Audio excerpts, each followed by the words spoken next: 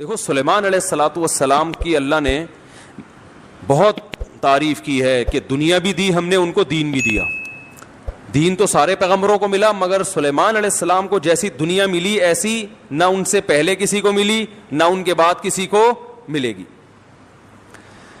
اتنی دنیا اللہ نے سلیمان علیہ السلام کو دی کہ سلیمان علیہ السلام نے اللہ سے دعا مانگی تھی, اللہ مجھے ایسی بادشاہت دے کہ میرے بعد کسی کو نہ ملے. تو بس یہ تو انتہا ہو گئی نا بھائی, قیامت تک کسی کو نہ ملے, ایسے پاکستان کے کسی صدر کو بھی نہ ملے, ایسی حکومت چاہیے. حکومت مراد یعنی اتنے وسائل چاہیے. تو اللہ نے سلیمان علیہ السلام کے ماتحت ہواؤں کو کر دیا, اور سمندر کے ہیرے جواہرات جو بھی قیمتی پتھر تھے وہ جنات نکال کے لاتے تھے, جنات کو تابع بنا دیا. اتنی زبردست حکومت. لیکن موت کا منظر بڑا عجیب. میں پہلے سوچتا تھا یا اللہ تو نے سلیمان علیہ السلام کو اس طرح سے کیوں موت دی ہے؟ لاٹھی ہاتھ میں, اپنی شاہی کرسی پہ بیٹھے ہوئے, اور جنات کے ذریعے تعمیرات کروا رہے ہیں عمارتوں کی, اور جنات بہت ٹینشن میں, کیونکہ جن کسی کے قابو, یہ جو عامل کہتے ہیں نا جن ہمارے قابو میں, اصل میں یہ جنات کے قابو میں ہوتے ہیں. جنات ان کا کان مڑ ہوتے ہیں, اب یہ منتر پڑھ چل, اب یہ کر. جن ان کے قابو میں نہیں ہوتے. وہ تو سلیمان علیہ السلام کا معجزہ تھا کہ جنات کو قابو میں لے لیا انہوں نے. یہ کہاں سے, یہ کیا ان میں کون سے کچھ کیوں قابو آئیں گے؟ جن بولیں گے تم ہو کیا, تمہاری اوقات کیا ہے؟ جنات کوئی چھوٹی موٹی مخلوق تھوڑی ہے, عمریں لمبی ہوتی ہیں جنات کی. ایک آدمی گیا فلیٹ میں, کسی نے بتایا یہ خالی فلیٹ ہے, اس میں جنات بھوت ہیں, نہیں جا. اس نے کہا کوئی جن ون نہیں ہوتا. وہ خالی پڑا ہوا تھا بہت عرصے سے. وہ کہتے ہیں نا خالی عمارتوں میں جن بھوت آ جاتے ہیں, تو بہت عرصے سے خالی پڑا ہوا تھا. ان کو فنٹر بننے کا شوق تھا. لوگوں نے کہا بھائی نہیں جا اس میں بھوت ہیں. اس نے کہا کوئی بھوت نہیں ہوتا. گیا, دروازہ نوک کیا, آواز آئی کون؟ کہنے لگا میں فلاں صاحب ہوں, آپ یہاں رہ رہے ہیں, میں نے سنا یہاں جنات ہیں, دروازہ کھولیے. اس نے دروازہ کھولا, عجیب سی گول گول آنکھیں. کہا بھائی میں نے سنا یہاں جنات ونات ہیں.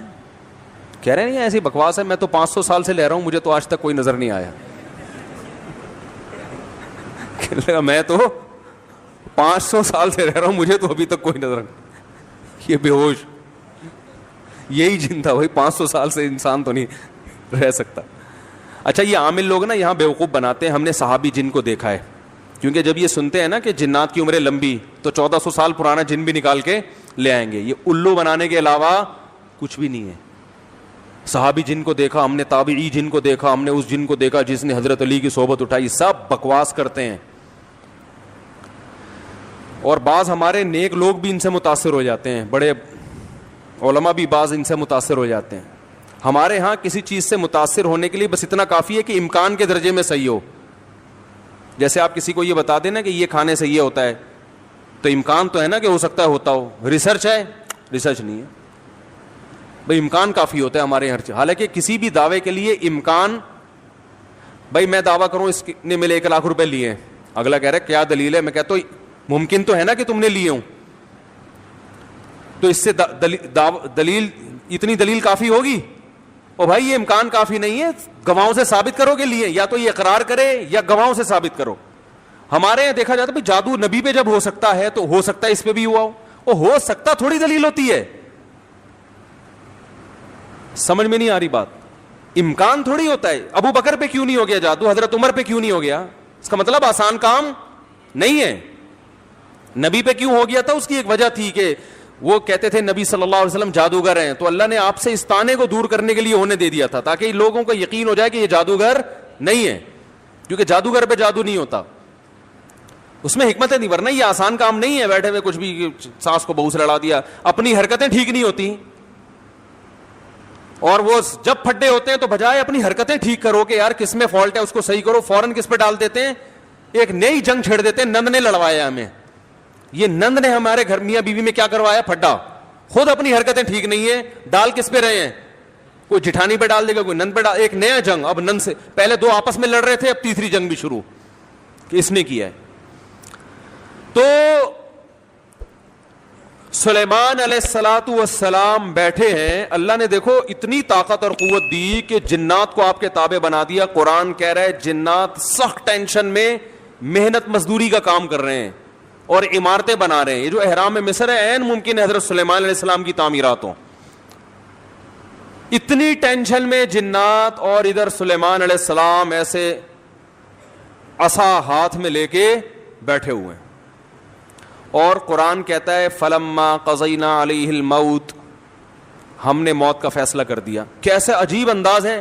ارے بھائی یہ تو بادشاہ پہلے بیمار ہوتے, اپنا جانشین کسی کو بنا کے جاتے, اور ان کی تو صحت بھی ایسی کہ حدیث صحیح بخاری میں 100 بیویاں ہیں. بھائی کمزور آدمی تو تصور صحیح کیا ہو جائے گا, ڈپریشن میں چلا جائے گا. کیا خیال, تو کیا کیا خاندانی صحت ہوگی. پیغمبروں کو تو اللہ نے ویسے ہی بہت قوت دی ہوتی ہے, قابل رش صحت ہوتی ہے پیغمبروں کی. جنگ میں کمانڈر رہے ہیں, لڑائیاں لڑی ہیں جنگوں میں, اتنی زبردست صحت. اور بھائی آپ کی موت سے پہلے تو اللہ آپ کو بیمار کرتا, پھر علاج ہوتا, پھر طویل عرصہ, پھر بھائی نہیں بس اللہ نے موت دینی تھی تو دے دی, ایسے ہوتا نا. نا نا نا نا. اور پھر اتنی جائیدادیں, اتنا سب کچھ, تو پہلے اس کا سارا کیا کر لیتے, بانٹ بوٹ لیتے, جانشین بنا لیتے, میرے بعد یہ میرا خلیفہ ہے, یہ فلانا ہے, ڈمکانا ہے. ہو سکتا ہے سب کو یقیناً کیا ہوگا پہلے سے آپ نے, لیکن ہمارے ہاں یہ سارے کام کیے جاتے ہیں جب موت کے آثار ظاہر ہونا شروع ہو جائیں. ادھر قرآن کہہ رہا ہے فلما قضینا علیہ الموت, ہم نے سلیمان کو موت دینے کا ارادہ کیا. اور کس وقت, جب وہ بیٹھے ہوئے تعمیراتی کام کروا رہے ہیں جنات کے ذریعے اور انسانوں کے ذریعے. اور اللہ فرماتے ہیں ایسے فرشتہ آیا, روح نکال کے چلا گیا. انبیاء کا جسم موت کے بعد بھی خراب نہیں ہوتا. مرزا غلام احمد قادیانی کی قبر کھول کے دیکھو, اگر ایک ہڈی بھی بچی ہوئی ہے نا, ایک ہڈی بھی اس کمبخت کی باقی ہے, تو جو سزا دینا چاہو آپ دے سکتے ہو. سمجھ رہے ہو, نبی کی کا جسم کبھی بھی خراب نہیں ہوتا. قادیانیوں سے کہو اس کی ایک دفعہ قبر کھول کے دنیا کو دکھا دو بس تم. انبیاء کا جسم خراب نہیں ہوتا. تو قادیانی ہو سکتا ہے یہ گستاخی کریں کہ نبی صلی اللہ علیہ وسلم کی تو قبر کوئی کھول نہیں سکتا. تو بھائی نبی صلی اللہ علیہ وسلم کو ہم بھی نبی مانتے ہیں اور آپ بھی نبی مانتے ہیں, اور آپ پر تو اجماع ہے, بلکہ اس کو تو غیر مسلم بھی مانتے ہیں کہ آپ کی باڈی خراب نہیں ہوئی ہے, اس لیے کہ آپ صلی اللہ علیہ وسلم کے جسد اطہر کو قبر مبارک سے نکالنے کی بہت زیادہ کوششیں ہو چکی ہیں ماضی میں, غیر مسلموں نے کی ہیں سرنگیں بنا بنا کے. اس کا مطلب ان کو بھی پتا تھا کہ جسم کیا ہے, سلامت ہے. تو انبیاء کا جسم کبھی بھی خراب نہیں ہوتا. تو قرآن کہہ رہا ہے ادھر ٹیک لگا کے بیٹھے ہوئے سلیمان علیہ السلام, جسم سے روح نکلی ہے, اور پتہ نہیں کتنے دنوں تک اسی طرح ایسے ہی رہے ہیں. وہ چونکہ اس طرح سے ٹیک لگی ہوئی تھی کہ گرے نہیں ہیں. اب دیمک نے کھانا شروع کیا سلیمان علیہ السلام کی لاٹھی کو. ما دلہم علی موتہ الا دابۃ الارض تأکل من سأتہا. اللہ فرماتے ہیں زمین پر رینگنے والے کیڑے نے جب لاٹھی کو کھانا شروع کیا ہے, تو کتنے دن لگتے ہیں کیڑے کو لاٹھی کو کھانے میں.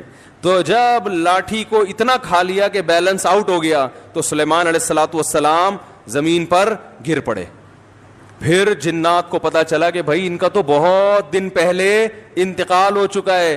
اللہ فرماتے ہیں کہ اگر جنات کو پہلے سے پتا ہو جاتا کہ ان کی موت واقع ہو چکی ہے, ما لبثوا فی العذاب المہین, تو اتنی سخت ٹینشن میں جو انہوں نے دن گزارے اس ٹینشن میں وہ دن نہیں گزارتے. جیسے ہی جنات کو پتا چلا کہ ان کا انتقال ہو گیا, جس نے جہاں اینٹ لگائی تھی نا وہیں چھوڑ کے بھاگ گیا. ان کو پتا تھا قیامت تک کوئی عامل کا باپ بھی مجھے قابو نہیں کر سکتا. جو کنسٹرکشن کا کام جہاں تک تھا نا وہیں سے جنات نکل لیے. ورنہ سلیمان السلام 2-4 عاملوں کے ذمے لگا کے چلے جاتے, بھائی میں کسی بھی وقت دنیا سے جا چکا ہوں, جا سکتا ہوں, تو ان کو ذرا پکڑ کے واپس لانا, جو 2-4 اینٹیں رہ گئی وہ تو لگا دیں ہیں بھائی. یہ قرآن کے الفاظ بیان کر رہا ہوں. ما لبثوا فی العذاب المہین. اللہ فرماتے ہیں کہ جنات کو پہلے سے پتا ہوتا نا کئی دن پہلے ان کا انتقال ہو چکا ہے تو یہ اتنی سخت ٹینشن میں نہ ہوتے.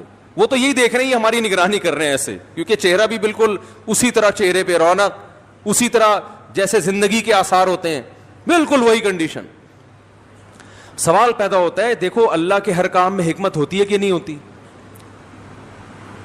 دیکھو ہمارے نبی صلی اللہ علیہ وسلم نے میدان جنگ میں شہادت کی بہت تمنا کی ہے, لیکن آپ کو میدان جنگ میں شہادت نہیں ملی کیونکہ حکمت کے خلاف ہو جاتا. لَوَدِدتُّ أَنْ أُقْتَلَ فِي سَبِيلِ اللَّهِ ثُمَّ أُحْيَا ثُمَّ أُقْتَلَ ثُمَّ أُحْيَا ثُمَّ أُقْتَلَ ثُمَّ أُحْيَا ثُمَّ أُقْتَلَ.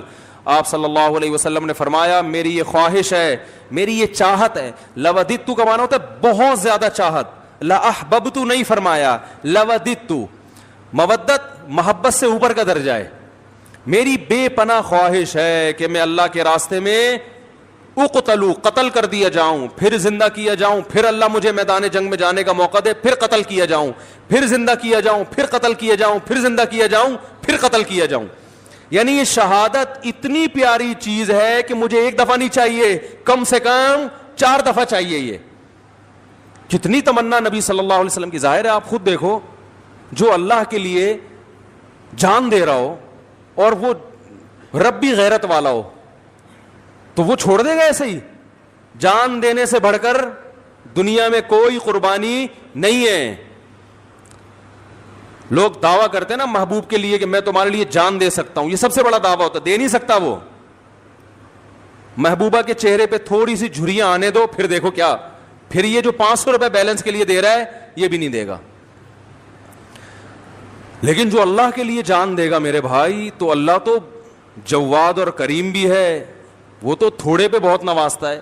تو اللہ کے نبی نے فرمایا ایک دفعہ شہادت نہیں چاہیے, اتنی قیمتی چیز ایک دفعہ. اور نبی صلی اللہ علیہ وسلم نے فرمایا, دیکھو اس لیے میں کہتا ہوں جو بارڈر پہ ہمارے فوجی لڑ رہے ہیں نا, ان کی قدر کیا کرو. یہ ہماری زندگیوں کے محافظ ہیں.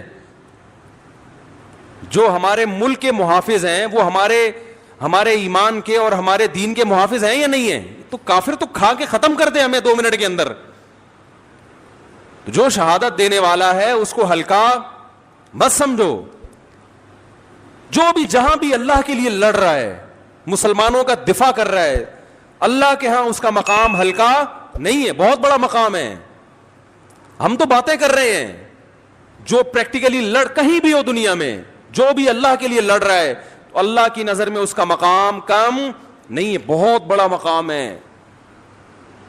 تو نبی صلی اللہ علیہ وسلم نے فرمایا قیامت کے دن شہید کو لایا جائے گا, اسے جنت کی نعمتیں دی جائیں گی. اللہ اس سے پوچھیں گے بچا تجھے کچھ اور چاہیے؟ وہ کہے گا اللہ تو نے ساری نعمتیں مجھے دے دی, جنت میں حوریں مل گئیں, شہد کی نہریں مل گئیں, دودھ کی نہریں مل گئیں, اور کیا چاہیے؟ الم تبیض وجوہنا, تو نے ہمارے چہروں کو کیا کر دیا؟ سفید. اللہ کہے گا پھر بھی؟ تو کہے گا ایک تمنا ہے اگر تو دے سکتا ہے. یعنی دے سکتا کا مطلب تیرے قانون کا حصہ ہے کہ تو وہ دے گا لوگوں کو. وہ تمنا یہ ہے کہ اللہ دنیا میں دوبارہ بھیج, دوبارہ تیری راہ میں لڑوں اور دوبارہ قتل کیا جائے مجھے, کیونکہ جو تیری راہ میں مرنے کی لذت تھی وہ لذت جنت میں حاصل نہیں ہو رہی. وہ ایک الگ ہی چیز ہے نا. یہ احساس انسان کو بڑا کر دیتا ہے کہ میں کس کے لیے جان دے رہا ہوں؟ اللہ کے لیے. تو وہ مزہ نہیں ہے. یہ جسمانی لذتیں ہیں جو جنت میں آ رہی ہیں, وہ لذت تھی روحانی, وہ لذت نہیں ہے. تو 4 دفعہ نبی صلی اللہ علیہ وسلم نے شہادت کی تمنا کی ہے کہ بار بار یہ عمل ہو. اور آخر ختم کس پر کیا؟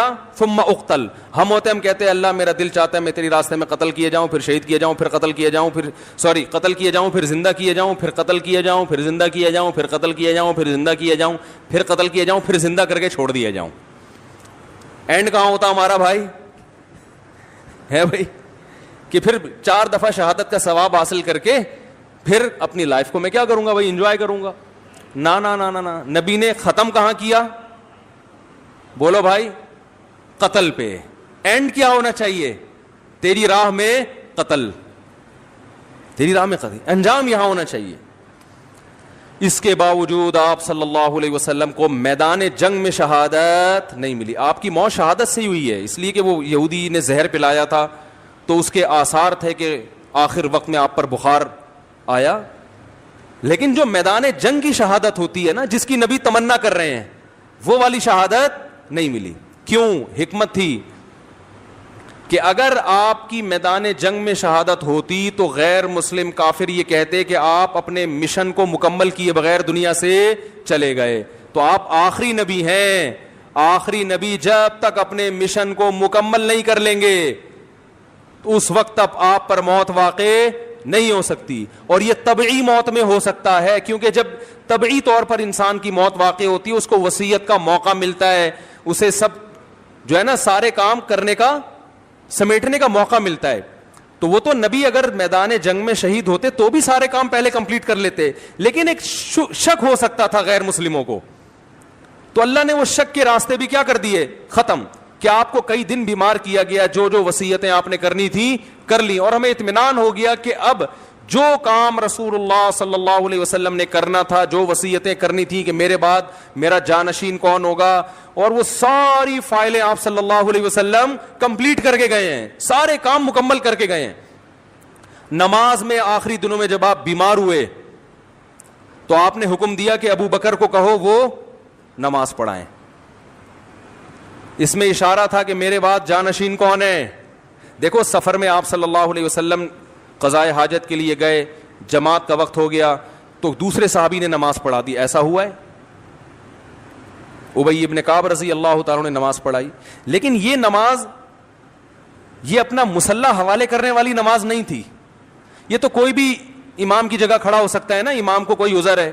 سفر میں ایسا ہے, آپ صلی اللہ علیہ وسلم سفر میں قضائے حاجت کے لیے تشریف لے گئے, پیچھے نماز کا ٹائم تھا تو حضرت ابی ابن کعب نے نماز پڑھائی, اور جب نبی تشریف لائے تو انہی کی اقتدا میں آپ نے نماز بھی پڑھی. مگر اس سے یہ ثابت نہیں ہوتا کہ آپ کے بعد آپ کے جانشین کون ہیں, یہ صحابی ہیں, نا. لیکن جب مرض موت میں مستقل امام بنانے کی ضرورت ہے کہ اب آپ بیمار ہو گئے ہیں, تو صحابیات کہہ رہی ہیں, نبی نے فرمایا مرو ابا بکر فلیصلی بالناس, ابو بکر سے کہو کہ لوگوں کو نماز پڑھائیں. صحابیات نے کہا, امی عائشہ نے کہا, یا رسول اللہ میرے والد ابو بکر کمزور دل کے نرم دل کے ہیں, وہ آپ کے مصلی پہ آپ کو غیر موجود دیکھ کر برداشت نہیں, عمر سے کہہ دیں وہ پڑھا دیں, وہ کیا ہے مضبوط, وہ پڑھا دیں گے. ایسے موقع پہ آپ صلی اللہ علیہ وسلم یہ کہہ سکتے تھے کہ بھئی سفر میں کسی نے بھی پڑھا دی تو اس میں بحث کرنے کی کیا ضرورت ہے, میری طبیعت خراب ہے, کوئی بھی آ جائے ہے بھائی, کسی کو بھی کہو نماز پڑھا دے. نا, آپ کو پتا تھا آج جس کو مصلی پہ کھڑا کر دیا تو قیامت تک کے لیے اسٹیمپ لگ جائے گی کہ نبی کا جانشین کون ہے. بولو بھائی, یہ ہیں. تو آپ صلی اللہ علیہ وسلم فرمایا نا, ابو بکر سے کہو. پھر امی عائشہ نے فرمایا, حالانکہ امی عائشہ کو تو خوش ہونا چاہیے نا, ان کے تو والد ہیں, لیکن وہ دیکھ رہی ہے کہ رقیق القلب ہیں, اور اللہ کے نبی ابو بکر کے علاوہ کسی اور کو قبول, بولو بھائی نا. تو یہ اتنا جو موقع ملا, آپ نے فرمایا پھر سب ازواج کو ڈانٹ لگائی آپ صلی اللہ علیہ وسلم نے کہ تم ایسے ہی مجھ سے جھگڑا کر رہی ہو جیسے یوسف علیہ السلام کے دربار میں جو عورتیں جھگڑ رہی تھیں. تو پھر آرڈر دیا کہ نہ, ابو بکر کے علاوہ کوئی بھی نہیں. تو اگر آپ میدان جنگ میں شہید ہو جاتے اچانک تو یہ ساری حکمتیں کیا ہو جاتی, فوت ہو جاتی. تو اللہ نے نہیں شہید ہونے دیا. تو ایسے ہی سلیمان علیہ السلام کو اللہ نے اچانک موت دی ہے, بالکل اس کے برعکس. بیٹھے ہوئے ہیں اور جناب فرشتہ آیا, چلو بھائی ٹھیک. موسیٰ علیہ السلام کے پاس آتا تو پہلے ایک چماٹ کھاتا. ٹھیک, حدیث میں آتا ہے ہر پیغمبر, دیکھو جتنے بھی علماء ہیں نا, ہر ایک کا مزاج دوسرے سے مختلف ہوتا ہے. مزاج کو دیکھ کے کبھی فیصلہ نہ کیا کرو یہ صحیح ہے یہ غلط ہے. بعض کا مزاج جلالی ہوتا ہے, بعض کا مزاج نرم ہوتا ہے. تو جو نرم مزاج علماء کے پاس رہے ہیں, جب کسی جلالی سے واسطہ پڑتا ہے تو کہتے ہیں ان کے اخلاق ٹھیک نہیں ہے. بھائی اخلاق کی بات نہیں ہے, ہو سکتا ہے ان کے اخلاق ان سے بھی اچھے ہوں, مزاج میں کیا ہے تھوڑا سا جلال ہے. تو مارکیٹ میں ہر قسم کی چیز چاہیے نا, سارے میٹھے میٹھے میٹھے بن جائیں گے تو یہ تو لوگ تو مولویوں کو کھا کھا کے ختم کر دیں گے. ہمارے حضرت جلالی تھے, ایسا نہیں کوئی بھی اٹھ کے آ گیا بیل بجا دی حضرت سے ملنے آئے ہوں. فرمایا بھائی ٹائم ہوتا ہے ہر چیز کا. بڑے بڑے آفیسر آتے تھے حکومت کے, حضرت لفٹ نہیں کراتے تھے, ٹائم ہے اس پہ آؤ گے بیٹھیں گے, اور فالتو بات کرنے کی اجازت. حضرت کے پاس تو بات کرنے سے پہلے آدمی سوچتا تھا, اس لیے کہ وہ کام تھا ان کا, سارا دن مصروف تھے. اگر وہ اس طرح سے بیٹھ جاتے ٹھیے لگا کے, لوگ تو آئیں گے, لائن لگے گی. اور بعض علماء کیا ہوتے ہیں, وہ ذرا جمال ان کی طبیعت میں غالب ہوتا ہے. آپ نہیں آئے تو خود آپ کے گھر پہنچ جائیں گے, بھائی بہت دن ہو گئے اب تک آئے کیوں نہیں آپ, ہے بھائی. تو یہ ڈیزائن ہے, چلتا ہے. بدگمان نہ ہوا کرو, شریعت پہ اگر چل رہے ہیں نا تو بس صحیح ہے. تو موسیٰ علیہ السلام تھے کیا, جلالی. حدیث میں آتا ہے ان کے پاس فرشتہ آیا انسانی شکل میں. موسیٰ علیہ السلام نے پوچھا کیسے آنا ہوا, کون ہو بھائی؟ انہوں نے کہا موت کا فرشتہ ہوں, آپ کی جان لینے کے لیے آیا ہوں, آپ کی جان لینے کے لیے. حضرت موسیٰ نے ایک زور سے لگایا تماچا, حدیث میں آتا ہے آنکھ نکل کے گر گئی ان کی. پھر اللہ میاں کے پاس گئے, اللہ اپنے کس بندے کے پاس تو نے مجھے بھیج دیا. اب سوال یہ پیدا ہوتا ہے کہ حضرت موسیٰ نے تھپڑ کیوں مارا ہو. اب اس کی تو ظاہر ہے پیغمبر کوئی غلط کام تو کرتے نہیں ہیں, تو بہت ساری لوج میرے ذہن میں یہ آتا ہے کہ ان کو یہ فرشتے کا اسٹائل پسند نہیں آیا بھائی. شاید یہی وجہ ہو سکتی ہے. کیسے ایکسکیوز کر رہے ہو آ کے, جیسے کوئی ہدیہ دینے کے لیے آئے ہو. جیسے وہ ایک آدمی کی شادی ہوئی نا, تو دلہن کے پاس گیا تو اب سمجھ میں نہیں آ رہا تھا بات چیت کی ابتدا کیسے ہو. بغیر تمہید کے شروع ہو جائیں تو بولے گی وہ پھوڑا پتہ نہیں, اس کو تو بات چیت نہیں آتی. تو اب گھنٹہ بیٹھ کے سوچ رہے کہ بات چیت شروع کیسے کروں. بعض لوگ ادب کے مارے ہوئے ہوتے ہیں نا, ارے بھائی تو جیسے بھی چاہے سمجھ میں آ رہا ہے شروع کر دے. ادب کا مارا ہوا تھا بیچارہ, اردو ادب کا. تو کافی دیر سوچنے کے بعد کہتا ہے کل میری آپ سے شادی ہوئی تھی, اس سلسلے میں حاضر ہوا ہوں. کل میری آپ سے شادی ہوئی تھی, اس سلسلے میں حاضر ہوا. تو خیر سلیمان علیہ السلام کی جو موت اچانک ہوئی ہے, اصل میں سلیمان علیہ السلام کے پاس وسائل بہت تھے, حکومت بہت تھی, کام اس طرح سے بہت پھیلا ہوا تھا. تو ان کو اس طرح سے اچانک موت دے کے اللہ نے بتا دیا کہ تم اس خوش فہمی میں نہ رہو کہ تمہاری بچیوں کی ابھی شادی نہیں ہوئی ہے تو پہلے ان کی شادیاں ہو جائیں گی, بچے اپنے پاؤں پہ کھڑے ہو جائیں گے, ابھی تو تم نے کمیٹی ڈالی ہے وہ نکلے گی, پھر تم کمرشل پلاٹ خریدو گے, ہیں بھائی. اور ابھی تو یوں ہے, ابھی تو میں بہت صحت مند ہوں, میں نے اپنی رپورٹیں سارے ٹیسٹ کروائے, ایک دم اوکے کی رپورٹ ہے, ڈاکٹر نے کہا تو 50 سال سے پہلے مرنے والا نہیں ہے, اور بالکل فٹ فاٹ, اور نہ کوئی ڈپریشن, اور بالکل, اور ابھی میرا زندہ رہنا بہت ضروری ہے کیونکہ میں مر گیا تو کمپنی کا کیا ہوگا, بچیوں کا کیا ہوگا, بیوی کا کیا ہوگا, اور میرے والدین کا کیا ہوگا. تو اللہ نے بتایا تم کس کھیت کی مولی ہو بھائی, اتنے بڑے پیغمبر اور اتنے وسائل کہ تم ان وسائل کا تصور نہیں کر سکتے. میں نے جب ارادہ کیا تو ان سے مشورہ نہیں لیا, بیٹھے بیٹھے موت دے دیے, سارے کام ادھورے, سارے پروجیکٹ, وہ جو اینٹ جہاں رہ گئی تھی نا آخری, جن وہ چھوڑ کے بھی بھاگا ہے. تو تمہارے پروجیکٹ کی کیا حیثیت ہے, تم کس کھیت کی مولی ہو بھائی. تو جس کو جتنی دنیا بھی دے دوں سیکنڈ بھی نہیں لگے گا چھیننے میں, تو زیادہ فنڈر بننے کی کوشش, اپنی جو صحت کی رپورٹیں ہیں نا, کولیسٹرول لیول بالکل سیٹ ہے بھائی, ہر سب کچھ ٹھیک ہے, اس کے باوجود بیٹھے بیٹھے مار دوں گا. وہ ہمارے یہاں بہاریوں میں مشہور ہے کہ جب موت آتی ہے نا, اونٹ پہ بیٹھے ہوئے آدمی کو کتا کاٹ لیتا ہے, جو نہ کٹے آری سے کہتے ہیں نا, وہ کٹے بہاری سے. تو ان باتوں کی وجہ سے تو کہتے ہیں لوگ, ویسے بہت اچھے لوگ ہوتے ہیں, کوئی ناراض نہ ہو جاؤ بھائی, لیکن باتیں بہرحال بہت ٹائٹ کرتے ہیں. جو نہ کٹے آری سے کہتے ہیں وہ کٹے. تو اونٹ پہ بیٹھے ہوئے آدمی کو کیا کاٹ لیتا ہے. ہمارے بہاری دوست تھے, ابھی بھی ہیں, تھے کیا, بیان بھی سنتے ہوں گے انشاءاللہ.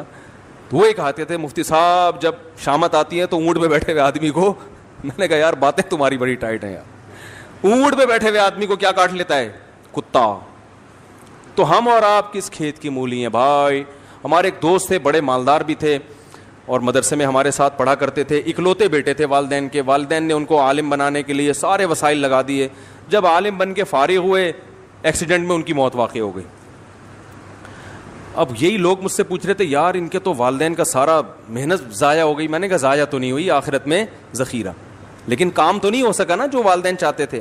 میں نے کہا بھائی اللہ کہہ رہے ہیں ان کی موت میں کیا حکمت ہے؟ میں نے کہا ان کی موت میں یہ حکمت ہے, اللہ نے بتا دیا میں کسی کو کسی بھی وقت مار سکتا. کوئی بھی کسی بھی ٹائم پہ دنیا میں جا سکتا ہے, چاہے ملک کا بیڑا غرق ہو جائے, گھر کا بیڑا غرق ہو جائے, یا سارے کاروبار کا بیڑا غرق ہو جائے, تعلیم ادھوری رہ جائے, کچھ بھی ہو جائے, سارے پروجیکٹ کی ایسی کی تیسی ہو جائے.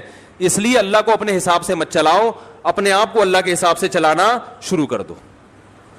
موت کو اپنے حساب سے مینج مت کرو, موت کے حساب سے خود مینج ہو جاؤ. پہلے سے وصیتیں لکھ کے رکھو, اگر یہ اینٹ لگنے سے پہلے میں مر گیا تو کیا ہوگا, یہ اگلی اینٹ کون لگائے گا؟ صحیح ہے نا. تو ہم لوگ موت کو مانتے ہیں, موت کے لیے تیار